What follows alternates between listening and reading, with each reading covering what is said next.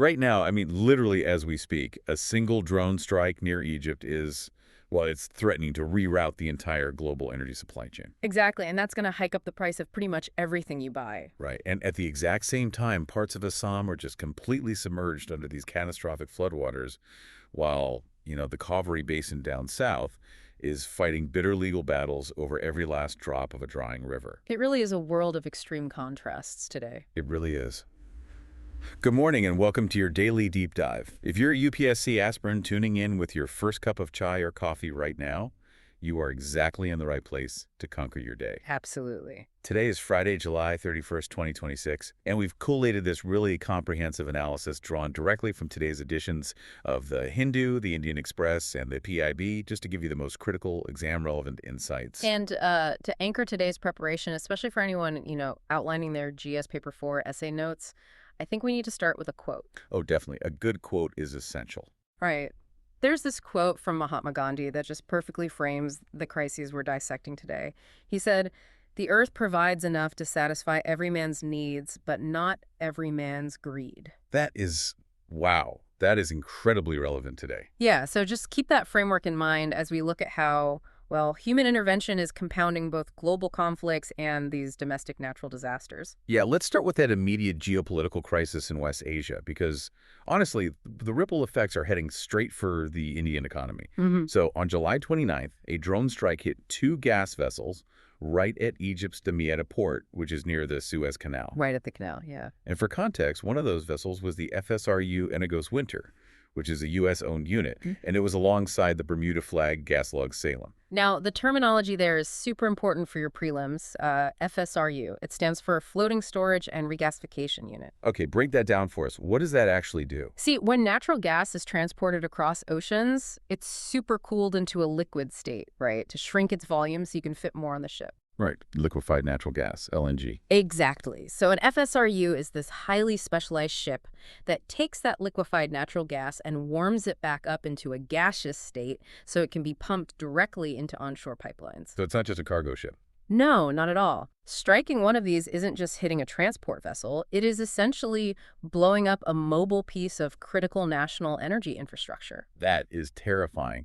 And, no group has officially claimed responsibility yet, but the reports are heavily pointing toward Iranian-backed involvement. And, that shifts the map entirely, doesn't it? That's a massive escalation. Until now, the U.S.-Iran proxy conflict was largely contained, to strikes in Iraq, Jordan, and the Persian Gulf. Right. Hitting Egypt directly, that's new territory. Yeah, and the retaliation footprint is just extending by the day. Like, we're seeing the Islamic Revolutionary Guard Corps claiming strikes on the Azraq military base in Jordan, and also the Ali Al Salem Air Base in Kuwait. And in response to that, you've got Saudi Arabia now publicly joining U.S. forces to strike Iran-aligned Houthi militants. Because the Houthis were coordinating attacks on Saudi oil facilities, right, from Iraqi territory. Exactly. And on top of that, Saudi Arabia is now unveiling a new maritime defense coalition, which is kind of building on the framework of the U.S.-led Operation Prosperity Guardian. So when you look at the geography here, for everyone tracking this on their maps, the Suez Canal and the Bab el-Mandeb Strait, they aren't just shipping lanes. I always think of them as the world's jugular veins. That's a great way to put it. Yeah, they function like a single, narrow highway bridge connecting two massive continents. And if there's a multi-car pileup on that one bridge, the entire city's supply chain comes to a grinding halt. 12% of global trade transits through the Suez Canal. 12%. And if that bridge is blocked, vessels have to reroute all the way around the Cape of Good Hope right at the southern tip of Africa. Which is a massive detour. The mechanics of that rerouting are just punishing. It adds thousands of nautical miles to the journey. So fuel costs skyrocket. Fuel costs go up, insurance premiums multiply because of the war risk, and the turnaround time for cargo containers basically doubles. And for India, we import over 80% of our crude oil. So this translates immediately to volatile import bills, imported inflation, and it's just a direct threat to our macroeconomic stability. Right, which totally explains why Prime Minister Modi just chaired a special cabinet committee on security meeting. Oh, the CCS meeting, yeah. Yeah, they are actively assessing how this specific conflict is going to impact Indian supply chains and, of course, the welfare of our diaspora in West Asia. So for anyone mapping out their GS2 international relations or GS3 economy notes, You need to be highly familiar with these choke points, like know the exact coordinates of Damietta Port, the Suez Canal, the Bab el-Mandeb Strait, and the Gulf of Aden. Absolutely crucial for map-based questions. Definitely. So moving from geopolitical resource control to domestic resource management, we're seeing those environmental extremes playing out really violently within our own borders right now. Yeah, the domestic situation is incredibly stark. It is. Upper Assam is currently facing this devastating reality. I mean, since mid-July, unprecedented floods have resulted in over 60 to 70 tragic deaths. Over 7 lakh people have been displaced. That's heartbreaking. And 50,000 hectares of cropland have just been completely washed away. Districts like Sivasagar, Chiraideo, and Jorhat are just totally submerged. Right, but the thing is, historically, Upper Assam hasn't been as prone to this specific type of sudden severe flooding compared to Lower Assam. Yeah, that's what caught my eye. The rainfall data shows Chiraideo recorded 436% above normal precipitation. I mean, that is just a wall of water. It is, but the sheer volume of rain is really only half the story here. This is, unfortunately, a textbook case of human-induced vulnerability. How so? Like, what's driving it beyond the rain? Well, the Naga Hills have seen this large-scale deforestation, a lot of unregulated mining, and intensive agricultural clearing. Okay. And when you strip a hillside of its forest cover, you destroy the root systems, right? Those roots act as a natural sponge for rainwater. Oh, I see. So the water just sheets off the mountainside instead of absorbing into the ground. Exactly. And that accelerated surface runoff causes massive soil erosion. So tons of topsoil just wash directly into rivers like the Dikau and the Desang. Which leads to siltation. Right, siltation.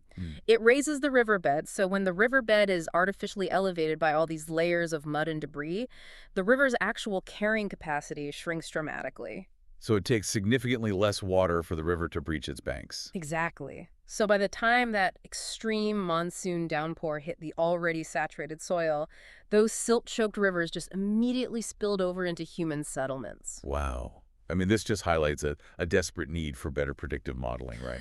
And actually, the government did recently approve Mission Massam. Yes, the big push to make India a weather-ready and climate-smart nation. Right. They're deploying artificial intelligence and machine learning models through the IMD.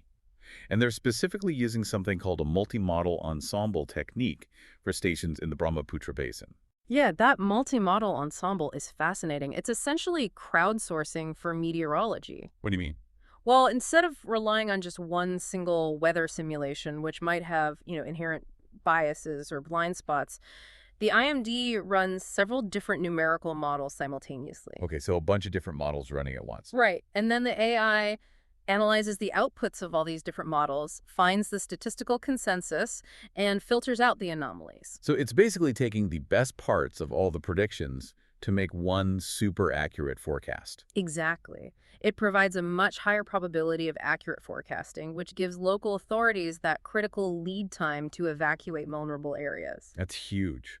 But, while technology is trying to mitigate the drowning of Assam, we have this stark contrast playing out down south. The drought situation. Yeah, driven heavily by El Nino, we're seeing a 29% statewide rainfall deficit, which is completely reigniting the Kaveri water dispute. It's acting like a pressure cooker for interstate relations. It really is. The Supreme Court recently had to step in, modifying the Water Dispute Tribunal's award. So they allocated 284.75 TMCFT to Karnataka and 404.25 TMCFT to Tamil Nadu. Now, to conceptualize a TMCFT, which is 1,000 million cubic feet, I want you to think of it as roughly enough water to fill 12,000 Olympic-sized swimming pools. Oh, wow. 12,000 per TMCFT. Yes. So we are talking about astronomical volumes of water here. And when you have a massive rainfall deficit, those standard allocations that are based on normal monsoon years, they just fall apart. Right, because the water just isn't there to give. Exactly. It underscores this urgent systemic need for a permanent interstate distress sharing formula, something that triggers automatically during deficit years rather than, relying on ad hoc judicial interventions every single time a drought hits. Right. And, this friction between environment and policy, it brings us to two major updates for your GS3 notes. First, Union Minister Nitin Gadkari informed Parliament about E20 fuel. The ethanol blend. Yeah, E20 is a blend of 20% ethanol and 80% gasoline. And he noted it reduces a vehicle's fuel economy by about 2 to 6%, but, and here's the kicker, it cuts carbon emissions by roughly 30% compared to the older E10 fuel. The chemistry behind that trade-off is actually really fascinating. Why does it drop the fuel economy? Well, ethanol has a lower energy density than pure gasoline, so a gallon of ethanol contains about 30% less energy than a gallon of petrol, which is why your fuel economy drops. You literally have to burn more of it to drive the same distance. Okay, so you burn more fuel, but how does that lead to fewer emissions? Because ethanol contains oxygen. When it's blended into the fuel, it oxygenates the mixture, allowing the engine to burn the fuel much more completely. Complete combustion. Exactly. That complete combustion is what drastically reduces the output of carbon monoxide and other harmful pollutants. And that makes a lot of sense. And the ethanol blending program, I mean, that links directly back to our first segment on energy security.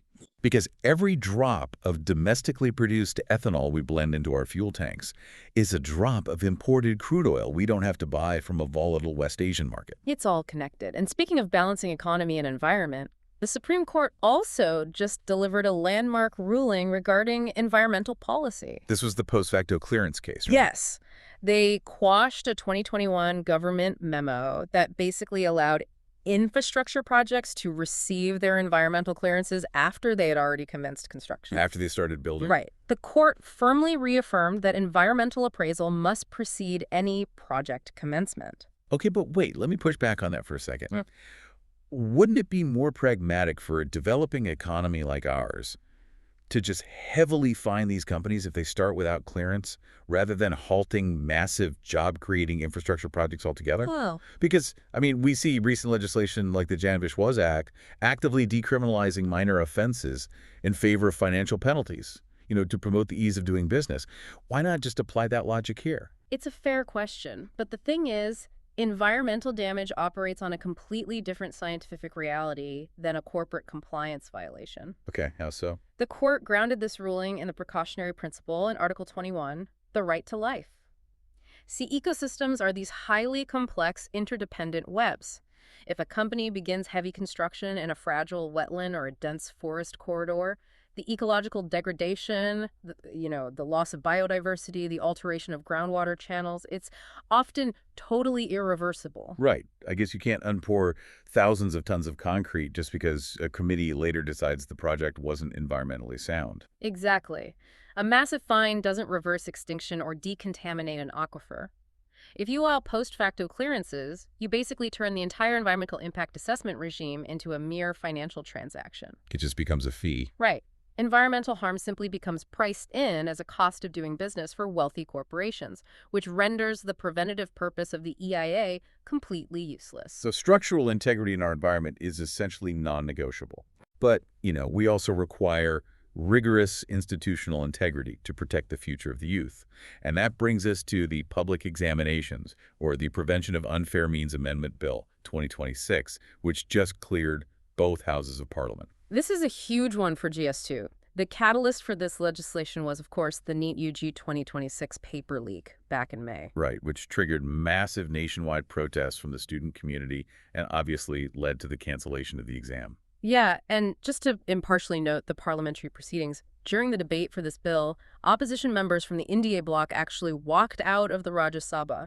They were demanding a Supreme Court-monitored probe into the leaks and calling for the resignation of the Home Minister. Right, it was highly charged. Yeah. But the legislation itself, it brings incredibly severe penalties aimed directly at what the Prime Minister called the paper mafia. The penalties are steep.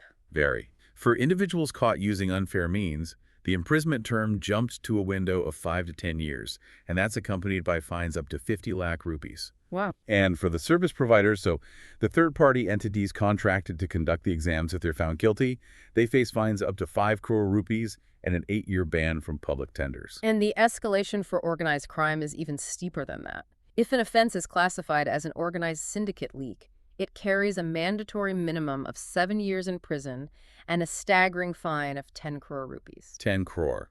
That is designed to bankrupt them. Exactly. Furthermore, the bill mandates the establishment of special fast-track courts tasked with trying these specific offenses within 5 months. But let me ask you this. Are we just bringing heavier sticks to fight modern syndicates? Because we know these mafias are operating on the dark web. They use encrypted messaging, crypto transactions, remote screen sharing malware. Yeah. Does this 2026 bill actually future-proof our examination systems? Or is it just harsher punishments for analog crimes? No, the drafters of this amendment specifically targeted that technological gap. That was a big part of it. The bill comprehensively redefines unfair means to explicitly codify digital malpractices. Oh, really? So it actually mentions the tech. Yes, it now legally covers online server hacking, the deployment of AI tools to solve papers in real time, and the operation of online cheating syndicates. So it provides law enforcement with the specific legal frameworks required to actually prosecute digital forensic evidence. That's a crucial upgrade.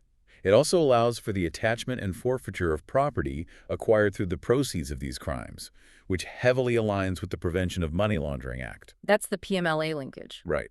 So if a syndicate leader buys Benami properties or sets up offshore accounts using the money extorted from desperate students, the state can now legally seize those assets. It targets the financial lifeblood of the syndicates. Because look, when a student sits in that examination hall, they are placing their trust in the constitutional promise of equality of opportunity. Securing the integrity of these exams is fundamentally about restoring the credibility of the state apparatus in the eyes of the youth. Beautifully put. Now let's shift our focus to some developments that actively celebrate India's constitutional history and our growing global presence.